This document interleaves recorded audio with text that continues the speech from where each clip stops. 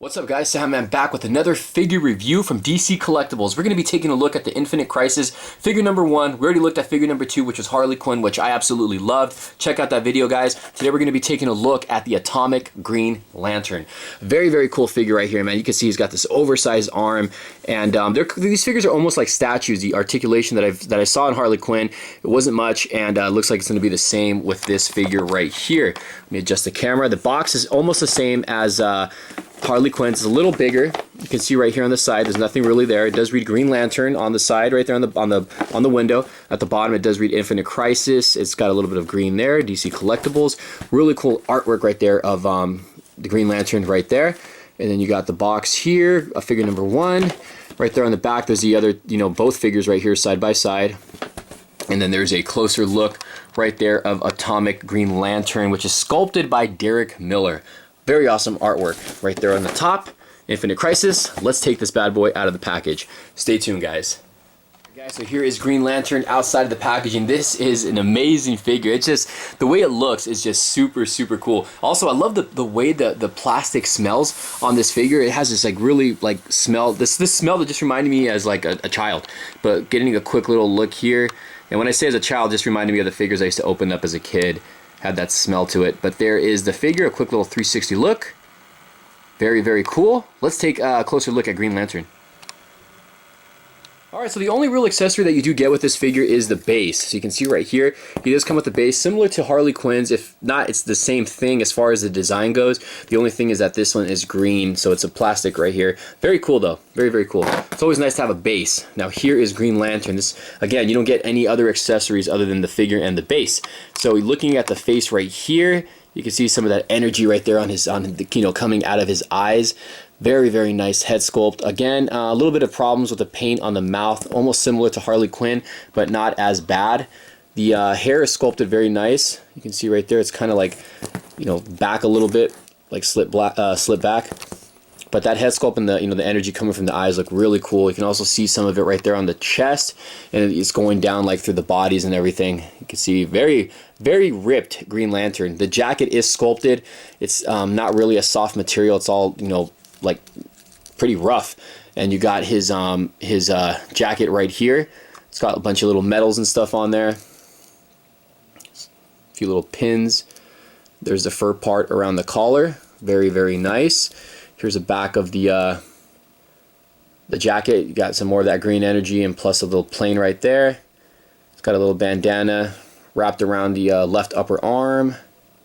This part right here around the elbow as well. And then here's the hand. Looks like he's got a bandage around the hand also. Here's the inside of the hand. The jacket's very nice. The jacket is sculpted really, really good, and it's got some really great paint applications as well. DC Collectibles is usually really good with their sculpting and their paint applications. I don't think I've really had much of a problem with it. Here's a look at the lower pants, which the lower legs aren't going to have much articulation whatsoever. You can see some of the pants are kind of torn. Got some green there, and then a little bandage right here with some green there as well. So you can see they sculpted all the wrinkles. Look really good. And the boots look badass. You can see all the laces. There's a look at the other foot. And at the bottom, of course, he does have peg holes for the base. So he's pretty much going to be in this kind of like stance with his legs. Now looking at the really cool part about this is his right arm. This huge ass arm right here just looks very cool. It's a clear green plastic, and I love figures that are like this. He just has this very, very enormous hand. You can see if you zoom in a little bit, you can see a little bit of detailing in it, if you guys can make that out. All that cool little designs just looks awesome. Look at this. Very, very nice. And then there's this part right here where like the bicep would be. Look at that. That is just so cool. This figure just has a lot like going with it as far as just the right arm. I think that's what really sells this figure is this huge arm he's got right here, and it doesn't really, if he's on the base, it doesn't really hold, like mess up with the weight. It doesn't bring the figure down because of the base. So, and plus the stance that he's in, which is, I can understand why they gave him that kind of stance. But very, very cool. So we're gonna go over now the articulation that Hal has.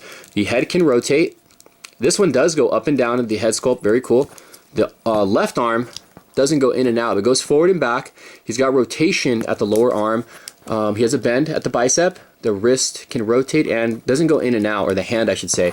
He's got rotation at the waist. Nothing in the legs at all. Nothing at the legs. As far as the lower legs go, nothing as well. So he is pretty much a statue from the waist down.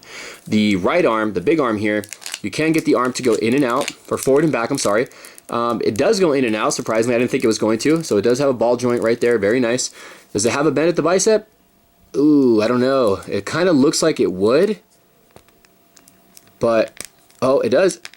Okay.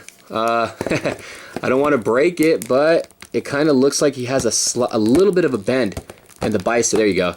It's just very stiff, so be careful with that. And then the hand can also rotate. It doesn't go in and out, but it does have rotation. So he is a fairly decent articulated figure, just nothing in the lower legs. Alright guys, this is cejaman. Hope you guys enjoyed this review. Today we're taking a look at the DC Collectibles Infinite Crisis Atomic Green Lantern. A very cool figure, guys. I know this one and the Harley Quinn just hit stores. Definitely go ahead and check them out. If there's no comic store near you, go ahead and click on Big Bad Toy Store. I'm pretty sure you can get these figures off there as well. In the link in the description below, you can head over to Big Bad Toy Store. But let me know what you guys think about this figure. You guys are going to pick it up. Also, don't forget to hit that like button. Also, hit that subscribe button while you're at it.